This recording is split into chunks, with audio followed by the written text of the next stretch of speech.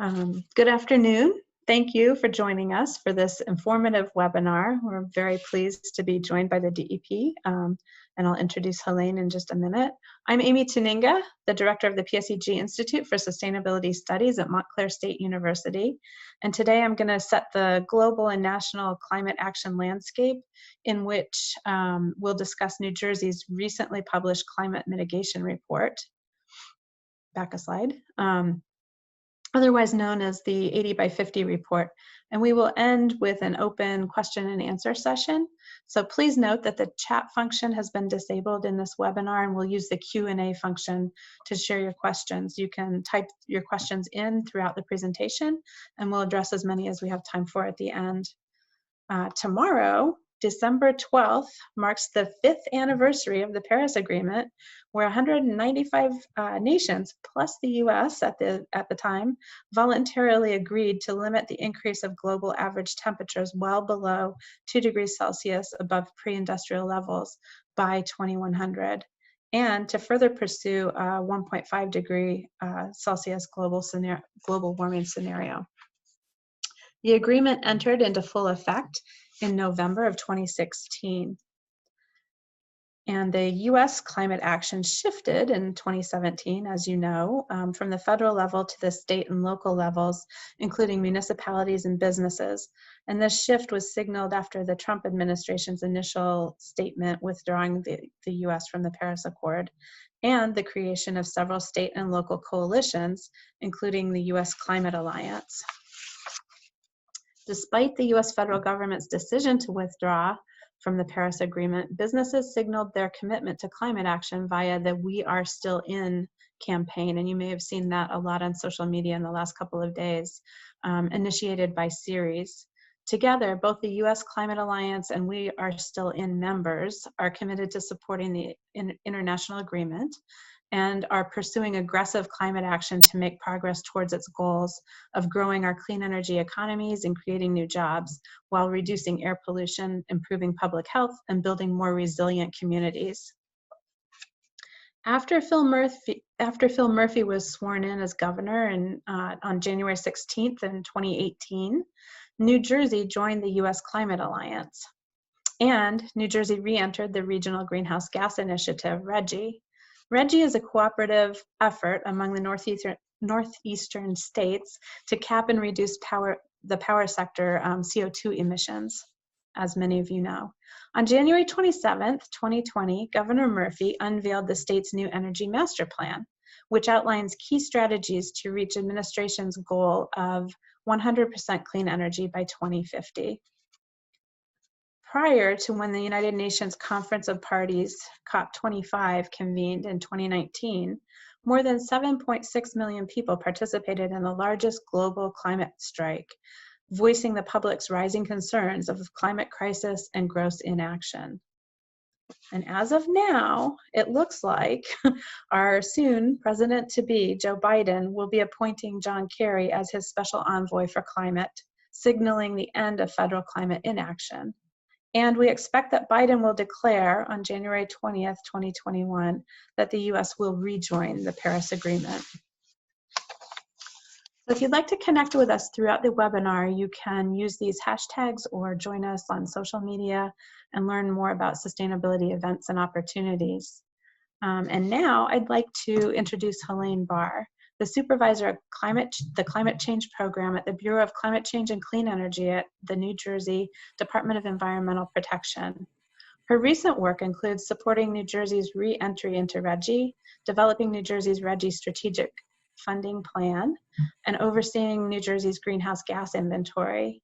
And she's the primary author of the recently published New Jersey's 2050 Global Warming Response Act Recommendations report.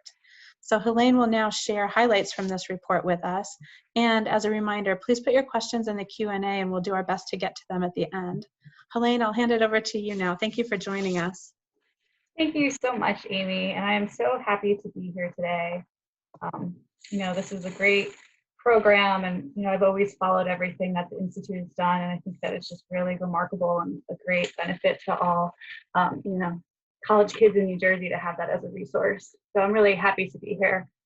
So this Global Warming Response Act report was released in October, and it's an over 200-page report. It's very technical.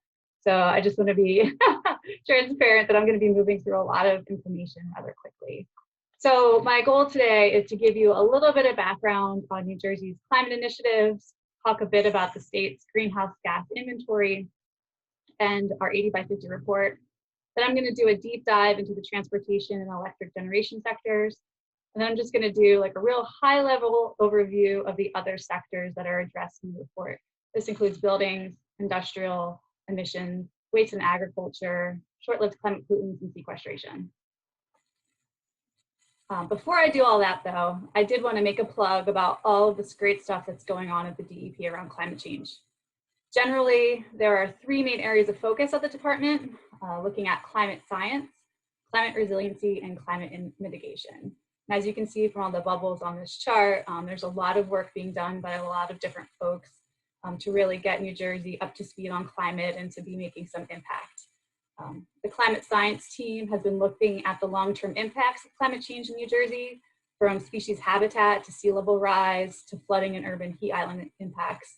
They've also recently released a report. It was New Jersey's first ever scientific report on climate change, and it compiles a lot of details about the effects and impacts for New Jerseyans. The climate resiliency team is also coordinating efforts to ensure all of our businesses, communities, and residents can be resilient from current and future climate impacts. Most recently, they've established an interagency council on climate resilience, which pulls together all the state agencies and to work towards creating plans for resiliency for the state. And then there's the climate mitigation team, which is the one that I work on. And we're looking to reduce greenhouse gas emissions in hopes of preventing future impacts for the state. So early in the 2000s, New Jersey had made some progress on addressing its greenhouse gas emissions. It was an initial member of the Regional Greenhouse Gas Initiative, which, as Amy mentioned, is a carbon trading program for the electric generating sector. The state legislature also passed the Global Warming Response Act, which mandates reductions in greenhouse gas emissions, establishing targets for the state. However, work on climate mitigation stalled under Governor Christie's administration as he pulled New Jersey out of RGGI and sort of stopped the work towards offshore wind. So in his first month in office, Governor Phil Murphy issued several executive orders focused on climate. He ordered New Jersey to re-enter RGGI, and he committed the state to procuring over 7,500 megawatts of offshore wind by 2035. He also directed the state to participate in the United States Climate Alliance, in absence of our federal leadership, and he amended the Global Warming Response Act to set new deadlines for various milestones, including the issuance of the 80 by 50 report that I'm here to talk to you about today. So New Jersey has two greenhouse gas goals, and these are set by law. The first one is, we call it the 2020 goal, and this was to reduce emissions below the 1990 level by the year 2020.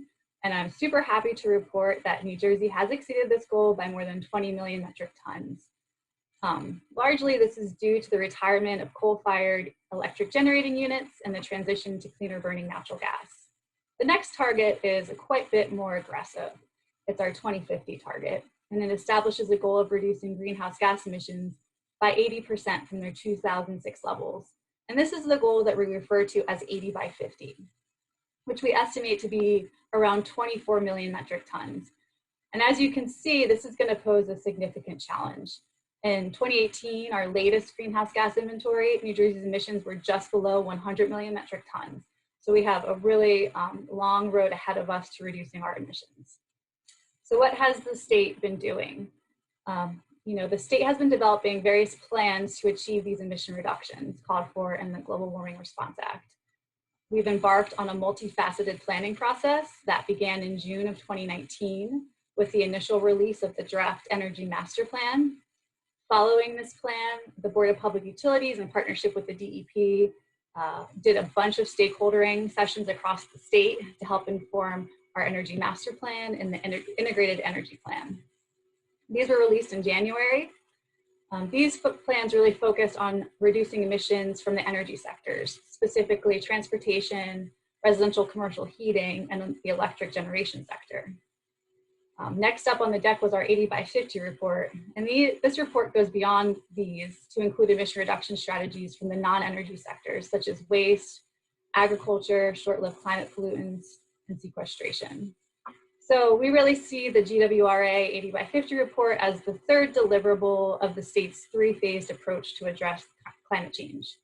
Our report looks at 7 different emission sectors across the state of New Jersey, and it develops pathways and projections for how we're going to reduce emissions. The report is also specifically provides recommendations for policy. You know, how are we going to achieve these reductions? What do we have to do? Each sector includes a business as usual, along with those policy recommendations. And I would like to say that, you know, this report is not the final word on what the state needs to do, right? It's really meant to highlight the next steps required to begin the transformation in each sector. And the DEP hopes to release this report periodically and refresh it as technologies change, as new pathways are developed and policy is, you know, pushed forward in the state. So a real quick look at New Jersey's 2018 greenhouse gas inventory, which is our most recent one. As you can see, transportation is by and large our biggest contributor to our emissions in the state, followed by the building sectors and electric generation. We did do a business as usual analysis in the report, and we have found that New Jersey is really currently not on a path to achieve its 80 by 50 goal. Despite the recent actions at the state level, emissions will likely rebound and be higher in 2050 than they are today. This is mostly due to projected increases in short-lived climate pollutants as a result of increased reliance on air conditioning and heat pumps and their associated hydrofluorocarbon emissions. Additionally, we expect some increase in emissions from waste. So achieving the 80 by 50 goal is really going to require a fundamental transformation in the way we generate and consume energy. We can't just keep doing what we've been doing. That clearly isn't going to work. So each one of us as individuals is going to need to make a commitment to do things differently to reduce our carbon footprints. Ultimately, there are going to be 3 critical strategies that require bold action starting today. 1, we're going to need to replace all of our fossil fueled vehicles with electric vehicles. 2, we're going to need to convert all space and water heating in the residential and commercial building sectors to electric heat. And 3, we're going to need to replace fossil fuels in the electric power generation sector with renewable energy. I want to stress that the simultaneous development of renewable electric generation is necessary to avoid a shift in emissions to the electric generation sector. If we electrify everything, but we don't decarbonize our electric generation, we're not going to come close to meeting this 80 by 50 goal.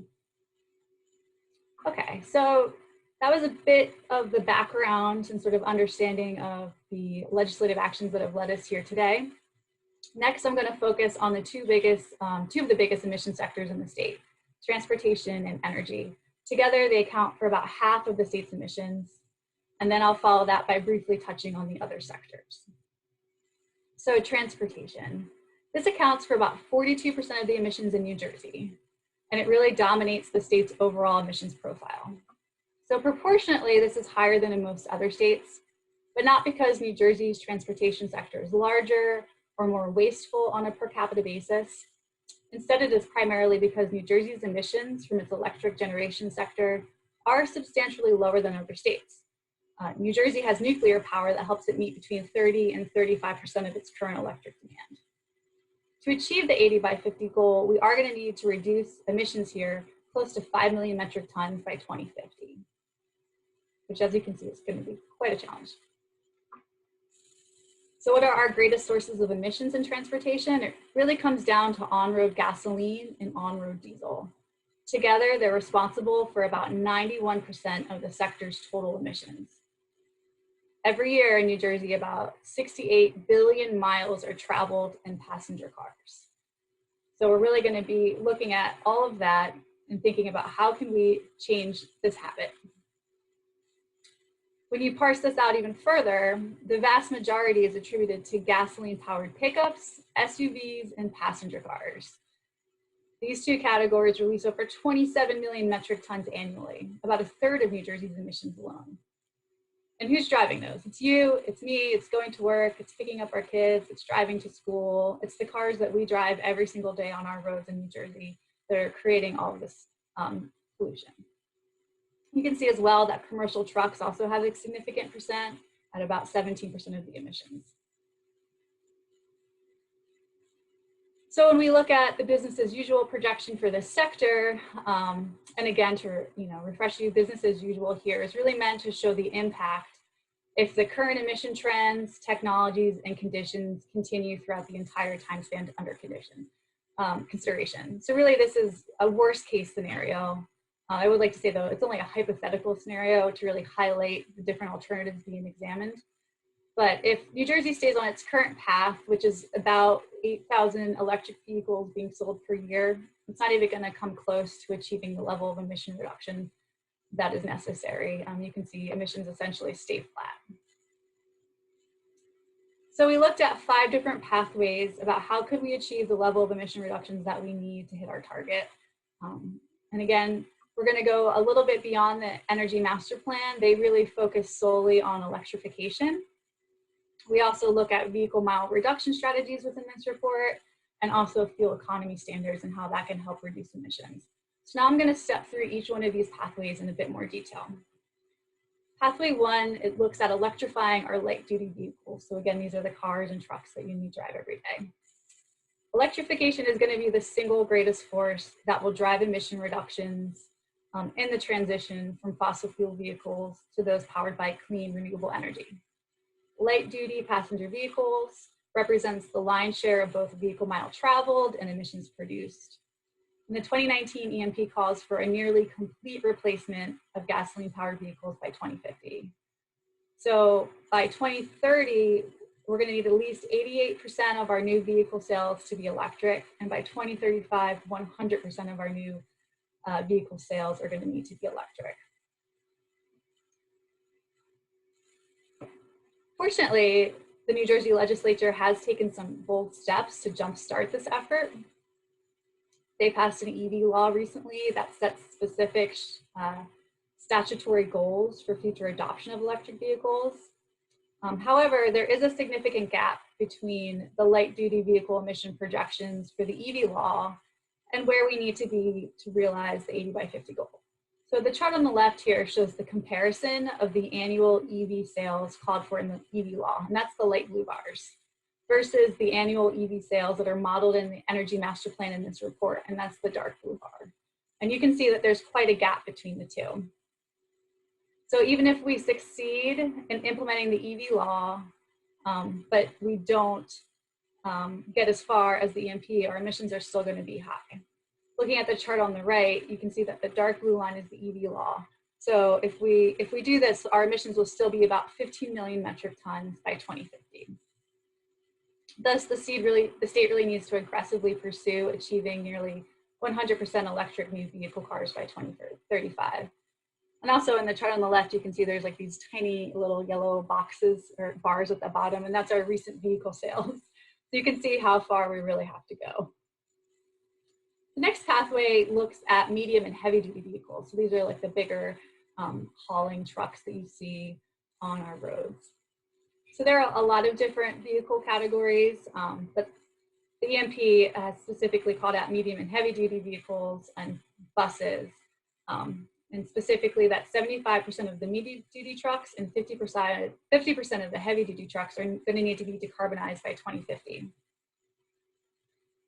Not only will this provide benefits for the climate, but it's also going to help reduce local criteria pollutants and carcinogens such as black carbon, which are often released in greater concentrations in the heavily trafficked corridors that are typically in or near New Jersey's environmental justice communities. So I'd like to note here that we don't say electrify medium and heavy duty vehicles, we say decarbonize.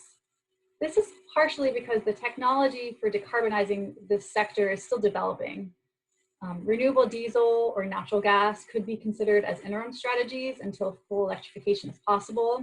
Additionally, hydrogen fuel cell vehicles may also be a viable option. In the case, especially for some of the really heavy duty trucks, there's just not viable technology on the market today. But as you can see from the number of registered vehicles in New Jersey, it's about 400,000. So there is a limited number of vehicles that will have to get changed over compared to the 6 million light duty. That will be the harder lift. So looking at these two pathways together, electrification of the light duty vehicles is the dark blue bar at the top of the chart, and that alone can reduce emissions below 11 million metric tons. Or that's the EV law, sorry, is the dark blue one at the top. The second blue one is the EMP assumptions around light duty vehicles, and that gets us to about 11 million metric tons. And then if we combine this with the medium and heavy duty vehicles, we get close to about 5 million metric tons, cutting over 35 million tons of emissions by 2050. Okay, so next we're gonna take a little bit of a discussion of vehicle miles traveled and other ways, rather than just switching to electric vehicles, other ways that the states can just reduce the number of vehicles on the road. So currently the state is really focused on electrification as its main pathway for reducing emissions, but there are these other strategies that can be utilized. So there is an opportunity first and foremost to grow New Jersey transit ridership. Currently the number of transit riders to car drivers in New Jersey is extremely low. But with each added public transit passenger, opportunity exists to reduce our reliance on light duty cars and trucks and thereby reduce greenhouse gases. So looking at the graph on the left, even if we double transit ridership by 2050, which is this gray line at the bottom, and we hold everything else constant, emissions in New Jersey will still be about 40 million metric tons. As you can see from the scale on the left, it sort of barely moves the needle. However, these findings shouldn't be negative. Don't take them negatively. They don't really indicate a lack of potential for public transit. It's just that we have such low ridership in our state. When ridership increases by much greater factors, substantial reductions in cumulative emissions can be expected. Another interesting point to consider is even with some of this doubling of ridership or even less than that, we still get cumulative emission reductions over time that can be really helpful towards hitting our goals. So, if there's value alone in just pursuing more New Jersey transit ridership, even if it isn't exponentially greater amounts. The second part of this pathway also looks at land use planning and specifically how transit villages plays a role in reducing the number of vehicles on the car. Transit villages utilize transit-oriented development design standards to create pedestrian-friendly mixed-use districts or neighborhoods that are built around the transit system. Development of new and expansion of existing transit facilities really helps facilitate lifestyle changes that provide additional climate benefits by just reducing the need for travel and thereby reducing greenhouse gas emissions. We weren't able to calculate the exact emission reductions associated with transit villages, but we do hope in future iterations of this report, we will be able to do that. This report also considered some other strategies beyond transit and land use. I think, we were writing this when the pandemic first hit the country, and it really, we wanted to talk about work from home and how that might change the way that we live and play and travel. And I would say that the COVID pandemic has really served as a proof of concept for this long theorized abilities of institutions and businesses to integrate remote working while maintaining productivity. People across New Jersey are now exclusively working from home and utilizing technology to connect virtually with their employers. In 2019, only about 5% of New Jersey's population worked from home 3 or more days a week, but about 30% of jobs could be performed from home. Jump forward, and according to a Gallup poll in April of 2020, 51% of the workforce was working from home. This has now since dropped to about 33% in October. But still, it is likely that this new working from home economy is going to continue long past the coronavirus. And this does have significant implications in reducing transportation emissions. Within the report, we evaluated a variety of different work from home scenarios to determine their viability and achieving emission reductions. And we modeled 2 potential trajectories here. Pathway 4A, which is the medium blue middle line, is a bit more conservative. It assumes that 15% of New Jersey's population starts working from home in 2020, growing to 30% in 2035, and staying at that out until 2050. And emissions do decrease by over 4 million metric tons by 2035 just from that action alone. Pathway 4B is a little more ambitious. This is the lighter blue line. It assumes 20% of the population is working from home now, and that grows to 40% by 2035, holding steady out to 2050. And emissions are reduced over 6 million metric tons by 2035 by that action. Additionally, cumulative emissions reach 161 million metric tons that are reduced by 2050. So just even some percent of the population doing this really helps cumulatively reduce emissions over time. And it goes without saying that there are going to be fossil-powered vehicles will continue to be sold in significant quantities over the next several years. So the state needs to continue to advocate for improvements in the greenhouse gas emission standards for light-duty motor vehicles. And when we looked at this, we utilized some data from the US EPA's regulatory impact analysis that looked at the impacts of Obama's CAFE rules. These rules have since been rolled back by the adoption of the Safer, Affordable Fuel Efficiency Vehicle rules under the Trump administration. But regardless of that, this really illustrates the importance and efficacy of stricter standards on fossil-powered vehicles. If the Obama CAFE rules are readopted, it would achieve about a 13 million metric ton reduction by 2050. So, we can anticipate that we're going to have fossil fuel powered vehicles on the road, at least until 2035, probably and beyond. So the stricter that the emission standards are there, the better the environmental benefit. So how do all these pathways fit together? Ultimately, what we found was that coupling programs that reduce overall demand for transportation with electrification efforts could provide an additional net savings of 115 million metric tons over a 30-year period. And this is the bottom blue line, compared to just electrification alone. Implementing these types of measures now can result in immediate emission reductions while allowing time for technologies to develop and costs to decrease and adoption rates to surge. So it really helps, take some of the pressure off the need to electrify immediately if we can do some of these other transportation measures. Further, if we have less vehicle miles traveled in the state, that means that less resources have to go towards subsidizing EVs and EV infrastructure, and we're relying less on carbon-free electricity to charge our EVs. Ultimately, though, emissions are going to need to drop by 5 million metric tons. So within each chapter, there are numerous recommendations, and these align closely with the Energy Master Plan, typically. So I'm just going to focus on some of the key ones related to electrification, since it's the state's key strategy right now to meeting the 80 by 50 goal.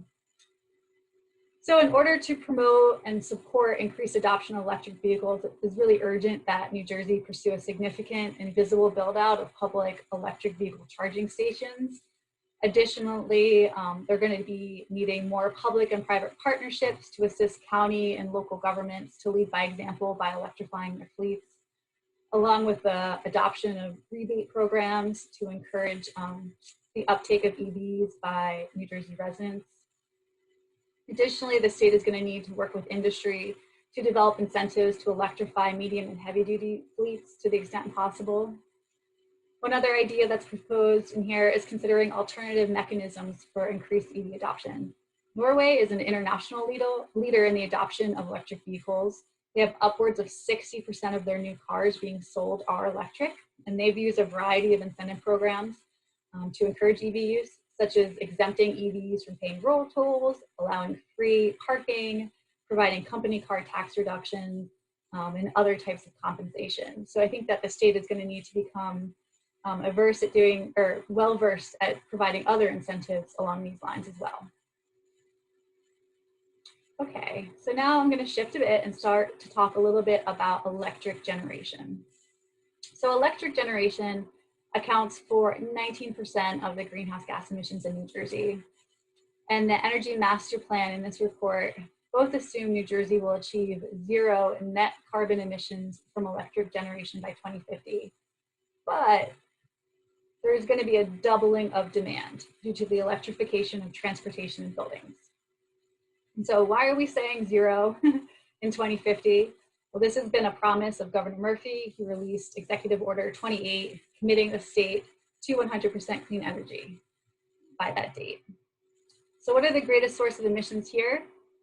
They're primarily due to the combustion of natural gas and to a lesser extent, coal and waste to energy projects in the state. Overall, New Jersey's electric sector emissions have really decreased a lot from a high in 2006 of 31 million metric tons to 18 million metric tons today. And this is largely due to the introduction of inexpensive natural gas that has accelerated since 2008. Low-cost natural gas and the high-efficiency combined cycle generating units have displaced and nearly eliminated all older coal-fired stations in the state. And in addition to cost advantages, these new natural gas units emit less than half the CO2 per megawatt hour of the older coal plants in the state. So within the chapter of this report, we evaluate a series of electric demand scenarios, which we refer to as reference cases. The first reference case, we look at reference case A, we also label as the business as usual.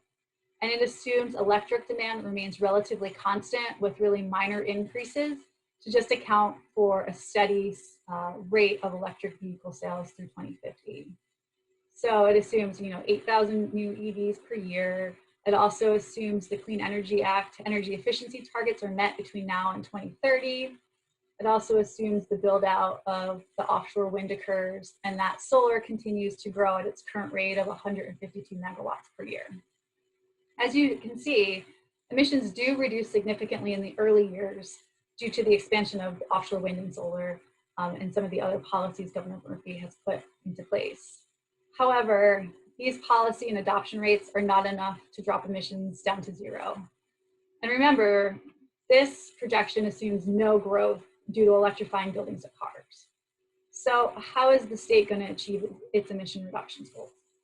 Well, we looked at 3 different pathways, and these pathways really work together to achieve the state's emission goals. The first one is looking at reducing energy demand. The second pathway considers how the state is going to build its in-state renewable energy. And the third pathway considers procuring more out-of-state renewable energy. So what do we mean by energy demand? What we're really talking about is the energy consumed by the residents, businesses, and communities within New Jersey. Reducing the need for electricity lessens the amount of new energy capacity required to meet the state's 80 by 50 goals. So this pathway just quantifies the benefits associated with the Clean Energy Act's energy efficiency requirements, which currently require retail electricity sales to decrease by 2% annually. So reductions are kind of minor from this alone, ranging from 0.7 to 1.3 million metric tons annually, subject to the availability of cost-effective projects. There are sunset provisions within the law that call for terminating the efficiency program when there are few cost-effective projects remaining to be completed. So as a result, it's unlikely that this provision will remain active through 2050. Further, the very low emissions that we're expecting during the final years of the transition might also limit theoretical reductions available at that time. So really the biggest part of achieving 80 by 50 is that New Jersey is going to need to build a vast renewable energy system to meet future demand. We're talking about exponential growth in solar PV, going from 3.5 gigawatts today to over 30 gigawatts in 2050. We're talking about the creation of offshore wind, growing from no offshore wind today to over 10 gigawatts by 2050. The state's going to need to continue its reliance on its nuclear energy, and there's going to have to be a gradual shift away from reliance on fossil gas. The Energy Master Plan in this report, consider that existing fossil gas capacity is going to have to stay in operation. And it's going to be a gradual transition from serving as a major supplier to electricity in New Jersey in 2020 to merely serving as a backup resource for intermittent renewable energy by 2050. We assume that beginning in 2045, in order to meet the Governor Murphy's 100% clean energy goal, that renewable biofuels will be introduced for dispatchable generation. So even accounting for all of the growth in renewables in the state, there's still going to be a power supply deficit that must be met either through fossil power generation or additional renewable resources. This deficit is met at first with fossil generation, but in later years is met with increasing amounts of renewable energy from out of state.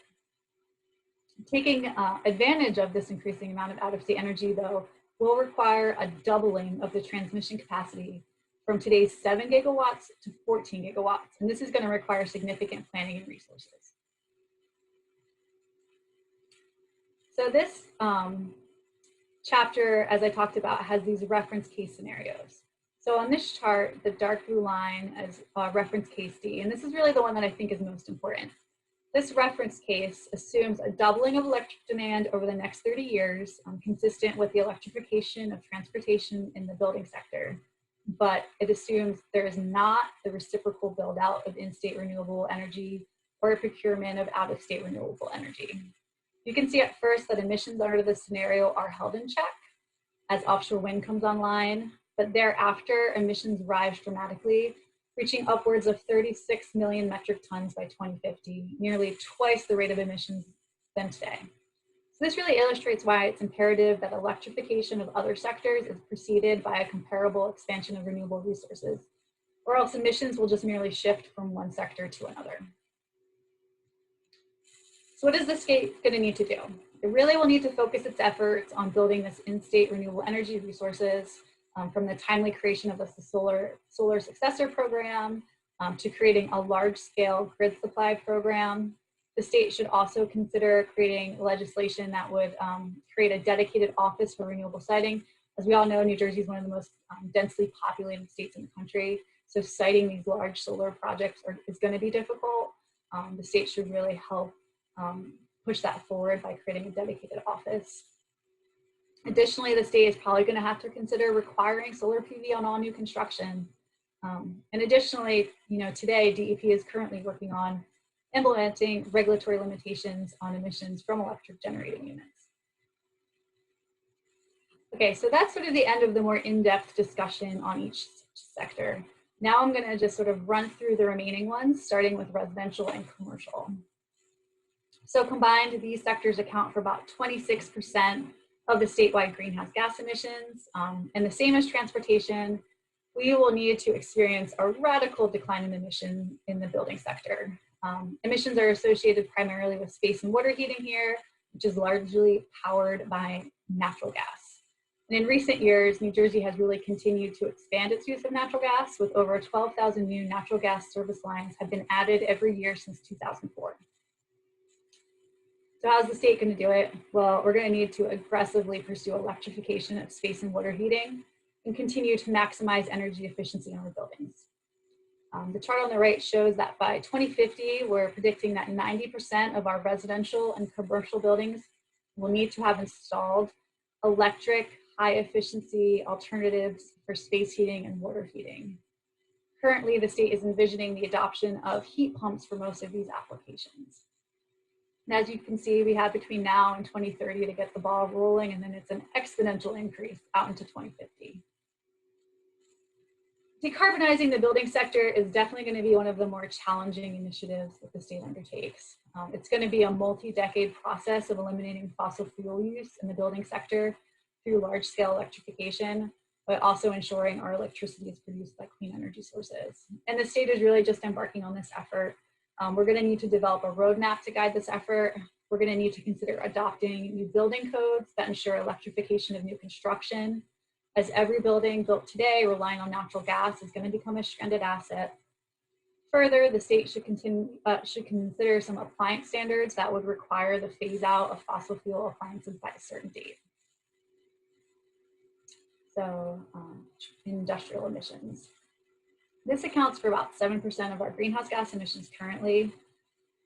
Unfortunately, industry is considered one of the harder to abate emission sectors. Industrial processes vary immensely, and they are technically difficult to decarbonize because there are really few scalable methods that exist for generating large quantities of high temperature heat other than burning fossil fuels or using processed gases, both of which are seriously emissions intensive. Several industrial processes also generate emissions directly, such as manufacturing ammonia and cement. And other processes, like refining, are highly integrative, so much so that changing a single step in that process often requires other steps to be modified, usually at great cost. So we are fairly limited, we felt, in the ways that we could achieve emission reductions with industry. So this pathway simply assesses the emission impacts of energy efficiency mandates in the Clean Energy Act. However, and we found we will have really minimal reductions. But, this is conservative because we do think that petroleum refineries are the largest source of industrial emissions currently in the sector for the state in terms of both CO2 and methane. They account for approximately 4 million metric tons annually. And while there is generally very limited opportunity to reduce their direct emissions, significant emission reductions will be realized with the economy-wide transition away from fossil fuel use that is envisioned in the broader plan here. Ultimately, our recommendations focus on incentivizing energy efficiency work in industrial facilities. Energy efficiency is not only beneficial for the environment, but can also provide operational savings and improve profitability. The BPU has a slate of really great clean energy incentive programs that we should be increasing awareness around. The state should also develop some new financing mechanisms like on-bill financing and a green bank. These can help propel the adoption of energy efficiency measures. Further, we also talk about expanding requirements for benchmarking energy use to industrial facilities in the state.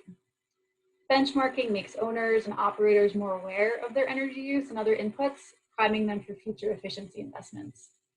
Further, we found that industrial sites can provide strategic siting opportunities for renewable power generation. They often have vast rooftop and parking lot spaces that are available to host large-scale solar energy projects. All right, now shifting to waste and agriculture. Combined, waste and agriculture account for about 5% of the greenhouse gas emissions in the state, and if action isn't taken, emissions from the waste sector will definitely increase by 2050. The activities that contribute to emissions from these sectors include the decomposition of food waste and landfills, venting and flaring of landfill gas and digester gas, and from agricultural practices, it's anaerobic fermentation or the digestion of food and ruminant animals such as cattle and animal waste are the leading sources of methane. Agriculture also generates some nitrous oxide and some CO2 emissions from the use of nitrogen fertilization of soils and the burning of crop residues. As you can see, agriculture contributes a relatively small amount, at like 0.5% of New Jersey's emissions. And we combine these two together because they both primarily deal with waste and managing waste from these sectors. So we considered 3 different pathways here. The first one looks at reducing and recovering food waste and evaluates strategies to limit landfill emissions, primarily by diverting food waste from entering the waste stream.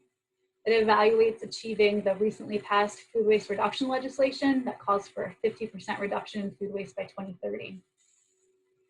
Achieving the scale of food waste reduction and recovery is going to require all of us, though, to generate less food waste, as well as the creation of a food waste recycling industry in New Jersey. Alone, this pathway can reduce about 30% of the emissions in the waste sector. Pathway 2 looks at how to optimize energy recovery in wastewater treatment facilities. Specifically, there is a potential to co-digest wastewater biosolids with food waste or animal manure to improve beneficial energy production.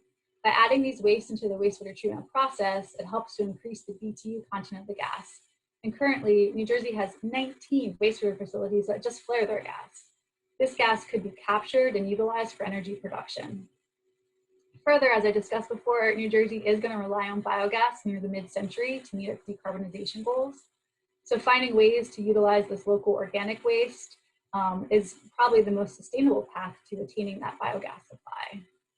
And the last pathway looks specifically at agricultural soil practices and considers ways to improve management through good crop rotation practices, cover cropping, no-till practices, and reduced fertilizer use.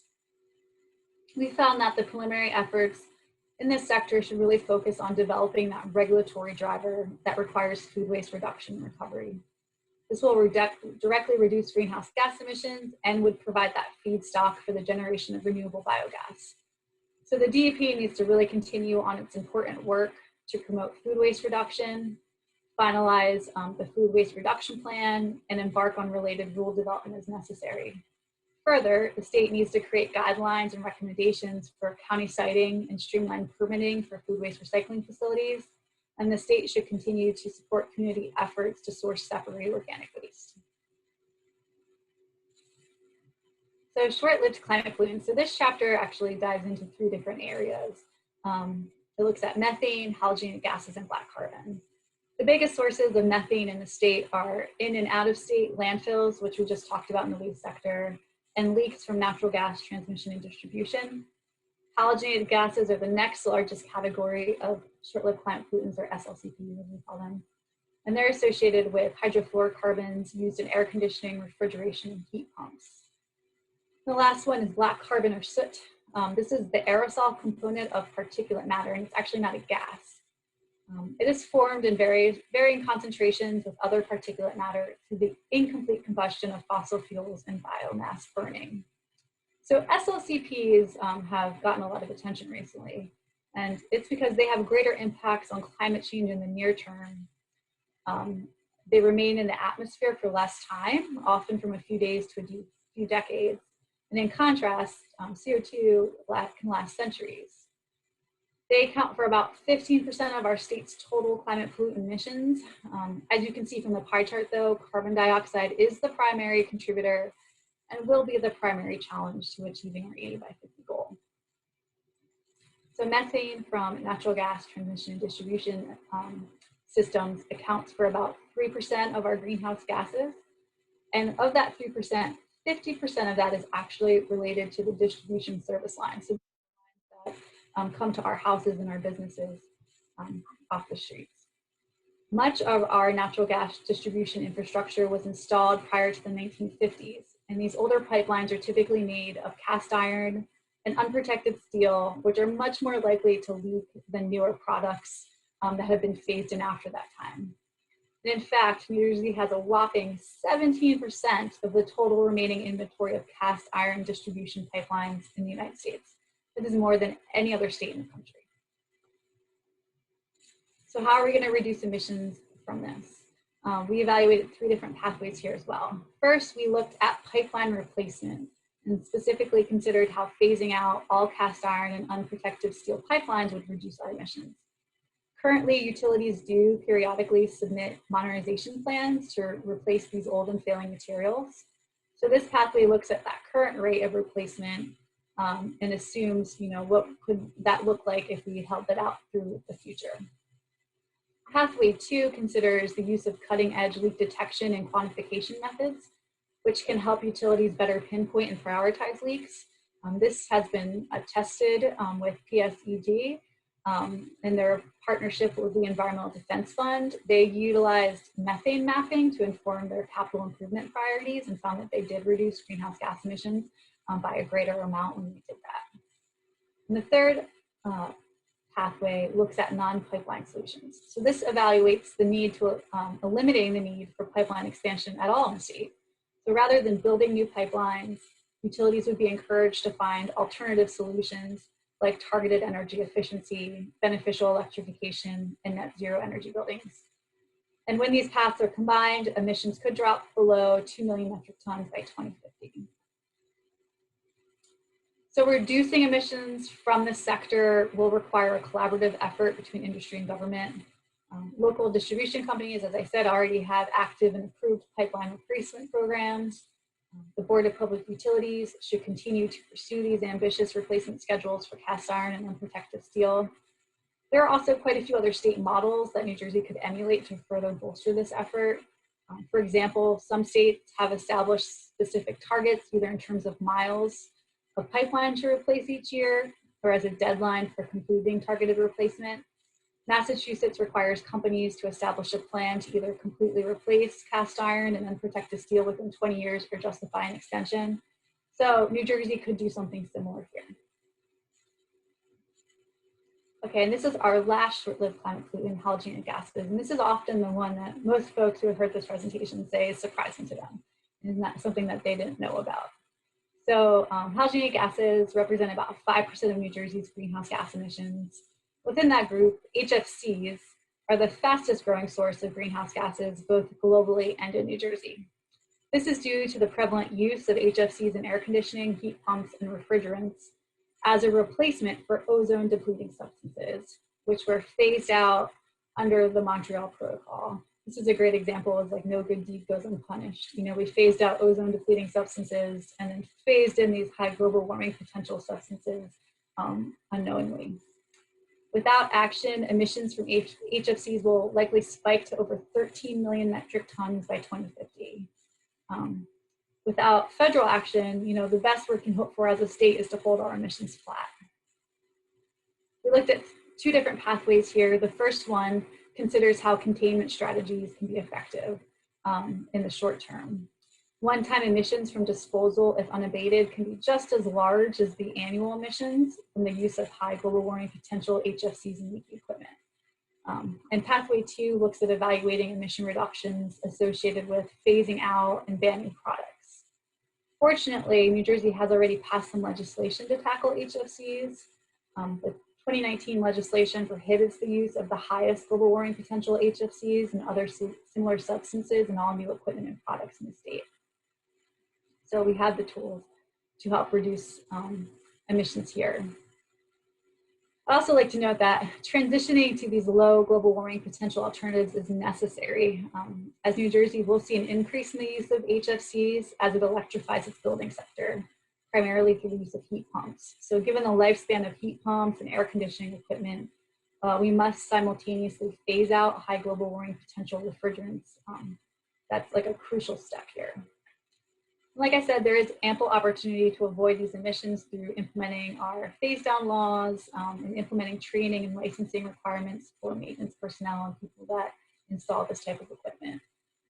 Ultimately, the state is also going to need to update its building codes to support the selection of low global warming substances in appliances and equipment.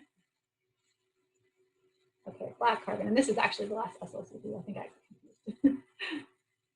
So black carbon, again, is not a greenhouse gas. So it's technically not part of the inventory, but if it was, it would account for about 3% of the emissions. Emissions are typically from fossil fuel sources such as on-road and off-road vehicles, industrial processing, waste, and energy generation. So black carbon is not really a significant contributor to New Jersey's climate pollutant inventory. And black carbon from stationary sources is even less so. However, it is known to compromise local air quality, and especially black carbon resulting from diesel combustion is a known carcinogen. Thus, reducing black carbon has benefits beyond those associated just with climate protection. Within the report, we identified 3 different pathways here. We looked at the continued commitment to existing control technologies. There have been several strategies that have proven successful in reducing black carbon emissions from mobile sources.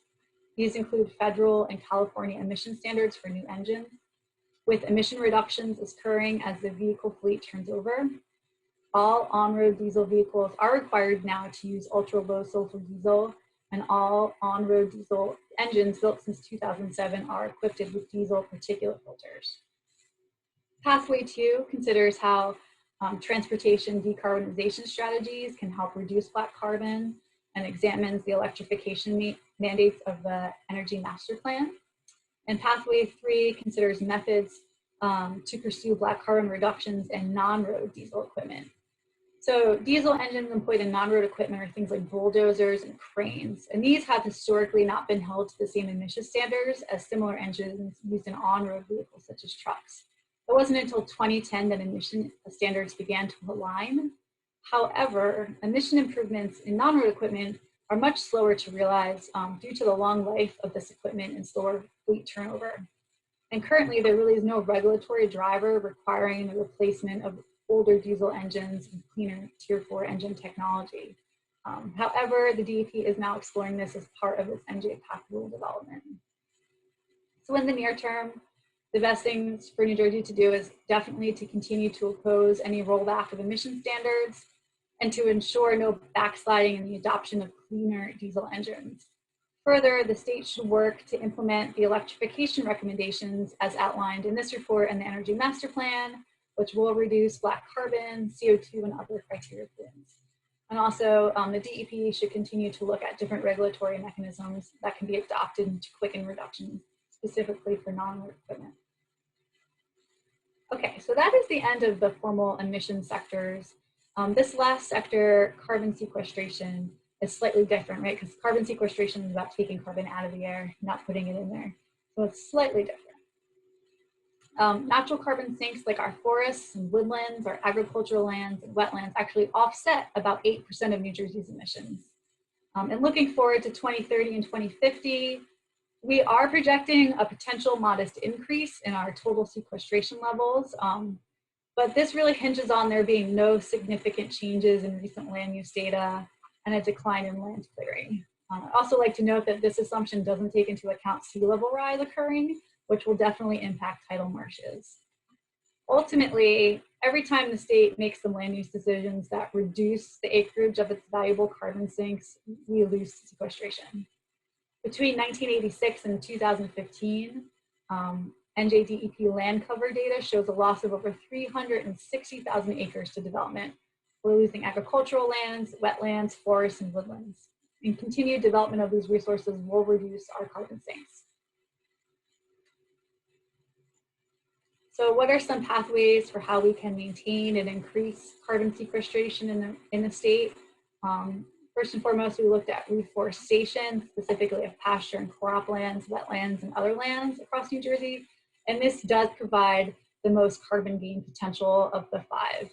We also evaluated stopping the conversion of natural lands and how much additional forest carbon storage this would gain the state. We considered the role of blue carbon. Blue carbon refers to organic carbon that is captured and stored by the oceans and coastal ecosystems, including seagrass meadows, tidal marshes, and mangrove forests. Pathway in New Jersey has over 191,000 acres of blue carbon resources in the state. Pathway 4 evaluates carbon gain from the use of cover cropping and cropland nutrient management on agricultural lands. And the last pathway considers the role of forest management in protecting and enhancing New Jersey's existing forests. So New Jersey's forests are currently at risk from several effects of climate change, including increased risk of wildfire, invasive species, pests, disease, and inundation. So, we're going to have to proactively manage them to ensure that they don't become net emitters in the long term. In this chapter alone, there were over 30 discrete recommendations, but some of the top ones really are, first and foremost, the state should develop a carbon sequestration plan and establish statewide sequestration targets for 2030 and 2035.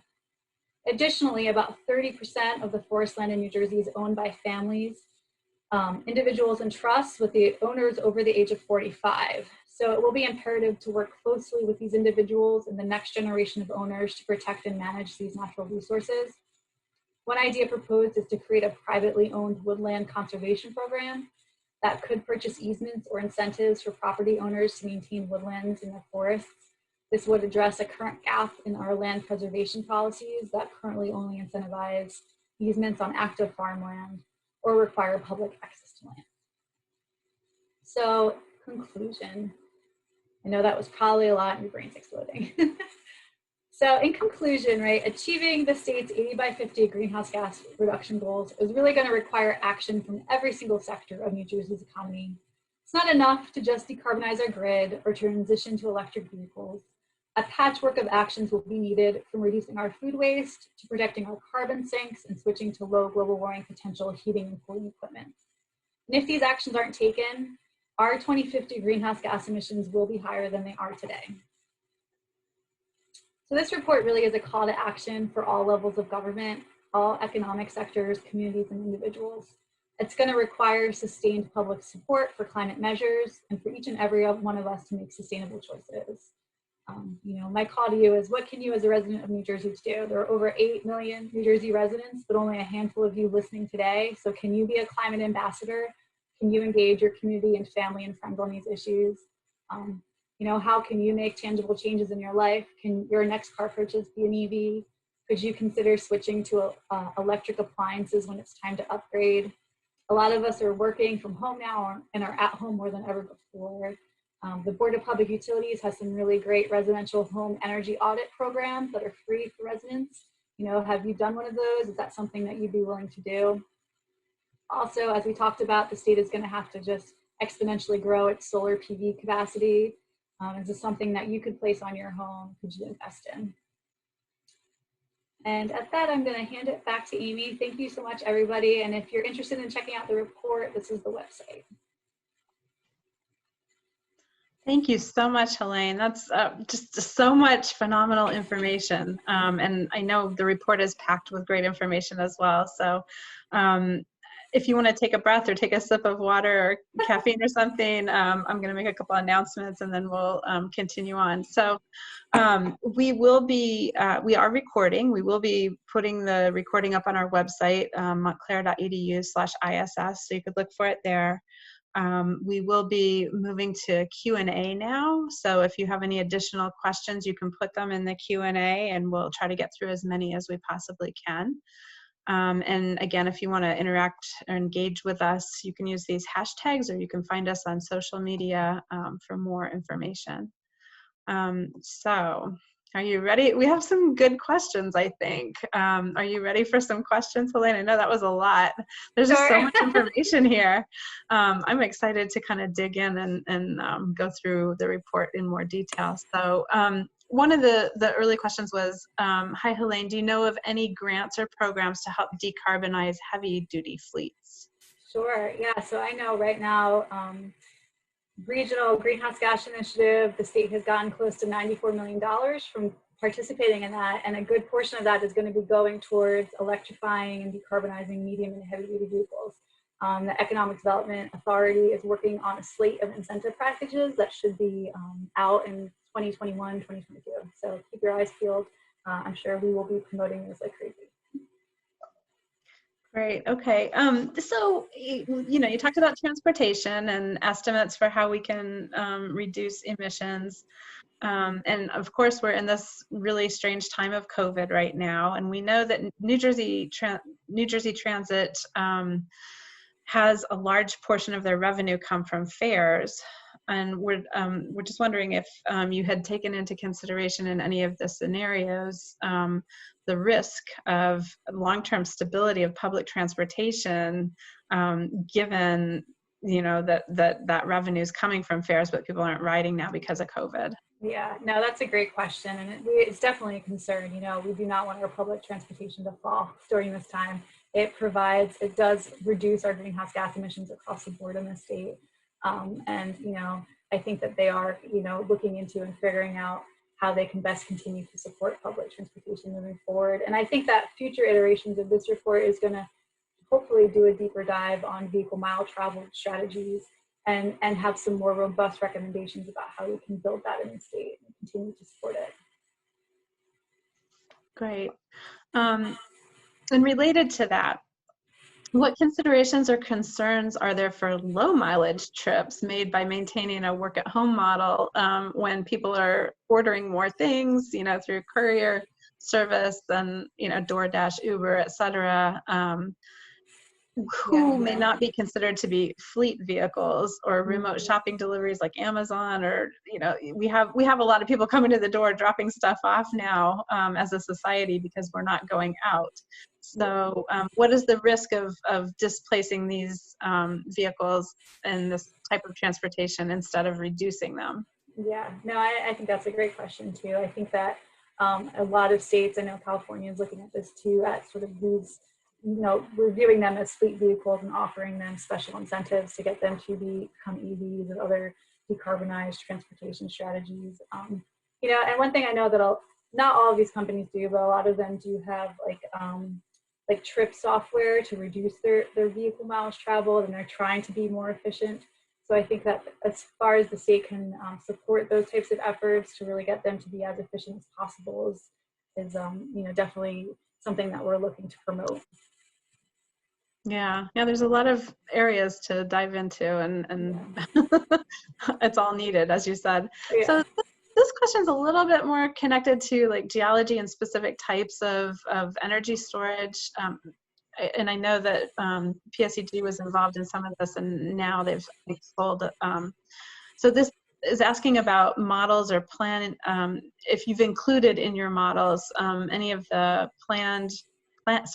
if you've included in your models any of the planning pumped energy storage potential, either to like retired quarries or the state's vast reservoir systems. And I think that probably, given the geology of New Jersey, is probably only in the northern part, but I don't know that much about this. So I don't know if that's part of your models. No, right now that hasn't been considered in the models. I know that they did include some battery storage targets that were considered as helping to meet demand on days where renewables are potentially not producing as much. But yeah, we haven't done a deep dive into energy storage in other ways like hydro and user cars and stuff.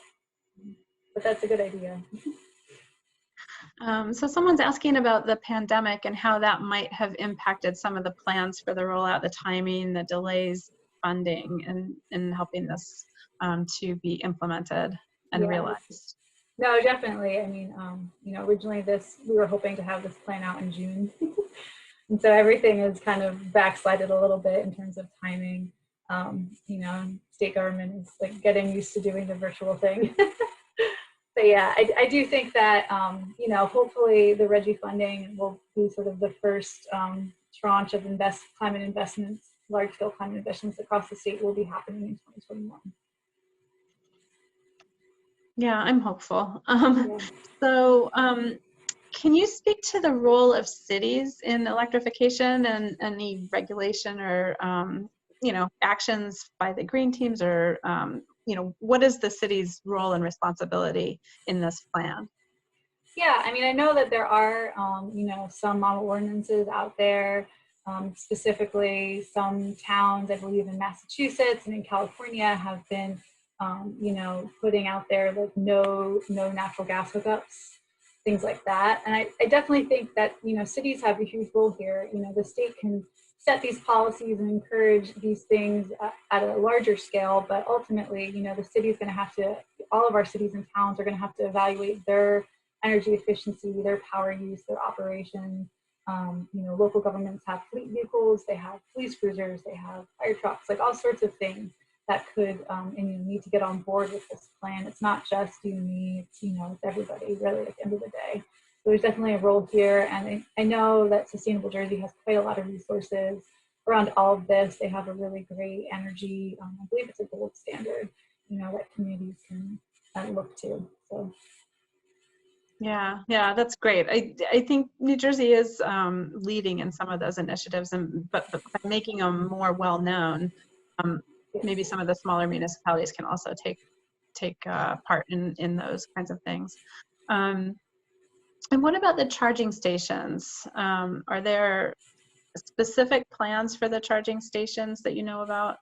Yeah, so I know that, so the charging station, the Bureau of Mobile Sources and the Department of Environmental Protection is like our sister bureau, and they've done quite a lot of mapping and planning around charging stations. And part of the Volkswagen settlement has been going towards, I believe, charging stations infrastructure. So if you go to their website, which is, I think, Drive Green New Jersey, you can see quite a lot of data around that and information. And we do have targets, sorry, one more thought. We do have targets in the electric vehicle law in terms of the number of like high-speed chargers that have to be out there, along with getting chargers on like motels and hotels and those types of properties. So I say in the next 5 years, you're going to see like a lot of growth in that area. Hopefully there will be no more range anxiety. I see opportunity. So I'm going to have to give this attendee a little bit of a hard time from a sustainability perspective, and I'm going to change the question just a little bit. So this person wants to know where we can get a paper version, and I'm going to say electronic version of the report. Maybe there are paper versions, but we try to not print things from a sustainability perspective. So where can they get a copy of the report and maybe even the Energy Master Plan? Yeah, so a copy of the report, if you go to NJDEP/DEP/climate change, then you'll see it under mitigation. And then for the energy master plan, if you guys could always email me these questions, I could probably get you a PDF of that as well. Okay, so we'll put this up on our website as well, and if you can grab it, we'll put it in the chat now as well. Great. So it looks like there's a huge workforce transition needed. Like I said, opportunity, new skills and expertise. What is New Jersey doing to accomplish this? Mm-hmm. So one of the things that the Economic Development Authority is working on is like a workforce training piece and better understanding how New Jersey and its workforce can help be part of this clean energy economy.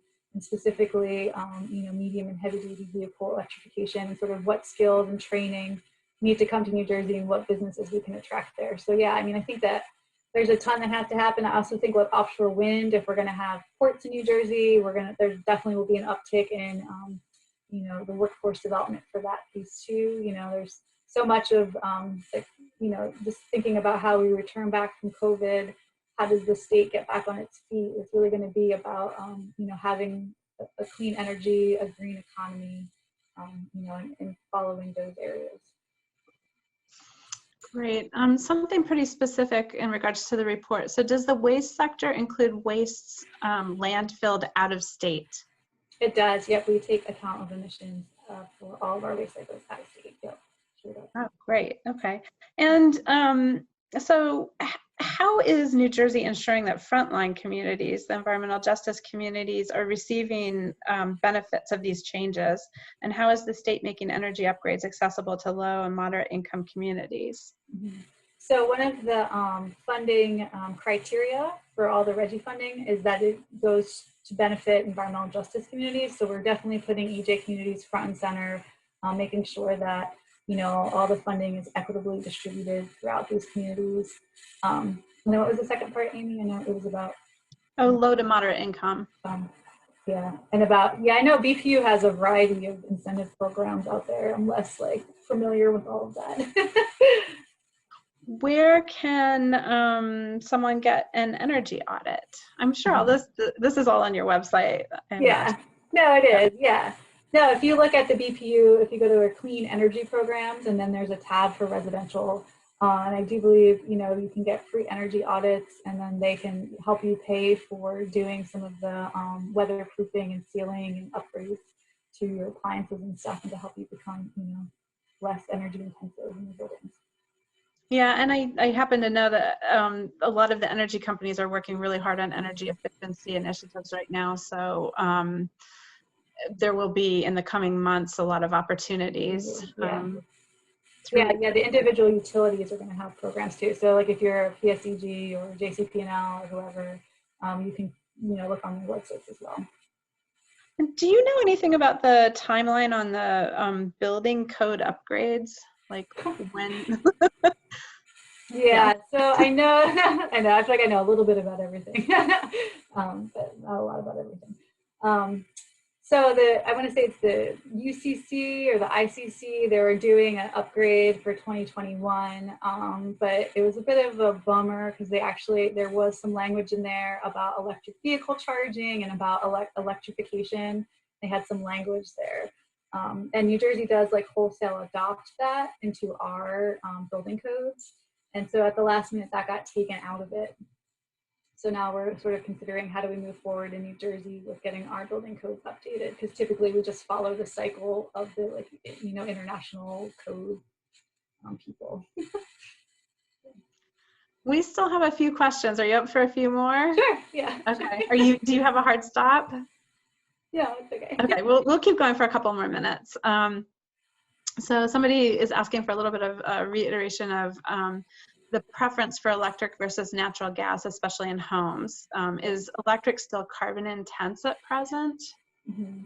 It is. So in New Jersey, we actually have one of the lowest carbon intensities in the country because we have so much nuclear and renewable energy on board. But the preference is that we're going to electrify everything, and then we're going to super decarbonize down to zero emissions by 2050. So that's why, and honestly, if you think about the use of natural gas too, having that in your home, there's actually a lot of indoor air quality issues that go along with it. So there's not just going to be benefits in terms of climate change, but there should also be benefits, especially for folks that have older appliances, leaky appliances, things like that. We're going to see an improvement there as well. There'll be some co-benefits. This is just a fun question. So have you considered the autonomous electric vehicles? We do have some crazy professor types that I work with that bring up autonomous electric vehicles all the time. They weren't necessarily part of our modeling or our thinking, but we are aware of them. And I do think that in terms of route efficiency, there is a lot to be, had there, that they could make travel much more efficient and mapped out and that kind of stuff. So, but yeah, as of today, that wasn't part of the analysis that we did. So I just put the Energy Master Plan link to the PDF in the chat for people to grab that if they want to, thanks to one of our attendees who put it in the Q&A for us. And I'll get the report link as well in just a minute. Can you speak just a little bit about the stakeholders that were involved in this process? Like, where did people come from? Who was involved in writing this and doing all of the analysis? I mean, it's huge, right? It's huge, yeah. So the Board of Public Utilities actually sort of spearheaded that, and they did like a crazy number across the state where anybody could come with public comments just around, you know, the integrated energy plan and the draft energy master plan.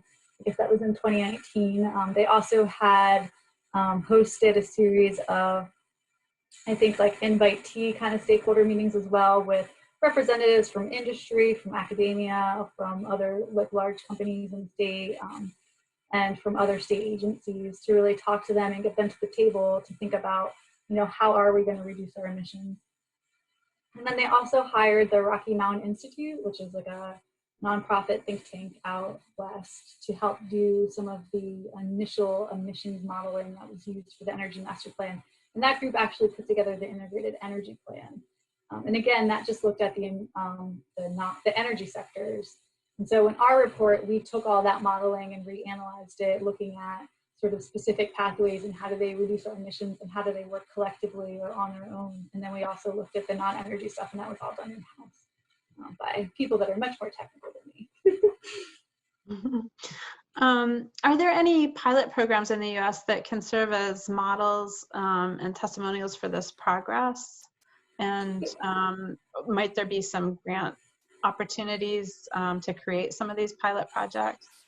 Yeah, I mean, a lot of other states are working on really similar stuff. I mean, I think, you know, you probably heard that California has just like essentially outlawed gas-powered vehicles starting in 2035, the sales of them. So, I mean, like other states are making headway here. I'd say Massachusetts is also really ahead of us in a lot of this work. And I do know that in terms of grants and that type of work, I would imagine that under a new administration, we will see some new grant opportunities happening.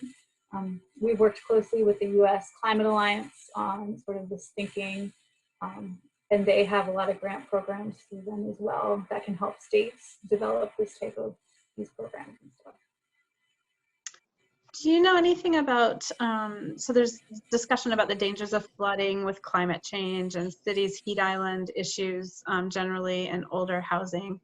And will the state be assisting with the topic of days over 90 degrees and an increase from 10 to 60 plus in the future decades? Yeah, I think that there definitely will be. The climate science report that was released, I believe it goes into urban heat island effect, but they want to really beef up the health piece of that. They're talking about potentially, I think every 2 years, they're going to revise that report. And I would imagine there'll be stakeholdering and planning around urban heat impacts, because as you know, we have so many, you know, developed areas, you know, so many cities, they don't have a ton of trees. You know, and their energy use is really high because they have not well-proofed buildings. So this is going to be an issue, you know, that the state's going to have to grapple with, without a doubt. Okay, and maybe we can help with that. So I think we're just kind of winding down to one or two more questions. This question is about the cost benefit sort of making things more energy efficient and then people using more energy. So it's sort of a net zero sum game as far as emissions. Are there any kind of things in place that can kind of help prevent that from happening, or incentivize just keeping the amount of energy use low? Yeah, I think that the states probably, you know, should consider moving to smart meters. I think that when you have a better sense of how much energy that you're using, right, you're more likely to be like, oh, I need to unplug my laptop when I'm done at the end of the day, and I need to unplug my phone because these things are energy vampires, and I'm just using energy that I'm not even aware of. So I do envision that the state's going to have to become much more smarter users of our energy, and it can't just be this like mindless thing in a bill that we pay and we don't think about it. You know, we're going to have to be much more committed to our own piece of the puzzle here. Yeah, and some of those costs may come out in different ways Yeah. in the future as BPU continues to work on this, I think. And so this last question is back to the pandemic and how the HFCs, are contributing, and the worry that all of the sub-zero freezers for the vaccine may be contributing. But I think, from my own experience working in labs, there's, I think, a lot of those kinds of freezers in place already in hospitals and food service and labs. But do you have any kind of take on how that might play out as far as a blip on the Yeah, I mean, it might very well. I mean, if we're going to be having to manufacture more, I know that there is some federal action on HFCs. There are some, there are some committees meeting about it and hoping to pass some law around it. So, I mean, gosh, ideally that would get passed before, and we would, they would automatically start to phase out some of those highest global warming potential refrigerants. I mean, there are alternatives out there.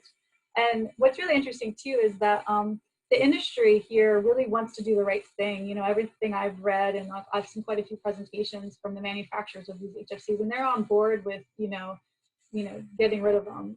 I think they're just, there's just like a patchwork of some states have rules, and, New Jersey just passed the rule, but the federal government's passing, thinking about passing rules. So it's really about just getting everybody aligned for like the least amount of disruption in their business practices. Yeah, so I think we've covered most of the questions. I think, you've invited folks to send additional questions on to connect with you, and we'd be happy to post some Q&A as well if that's beneficial to broader audiences that couldn't attend. But thank you so much. This was just so much information. I think it's going to take a while for us to kind of digest, and we might come back with questions at some point in the future as we're trying to implement and apply. But thank you for putting all of this information together in the report and sharing with us. And thanks to all of the people who are in attendance today. This was great. Thank you. Yeah, thank you. Thank you for having me. This is awesome. Yeah.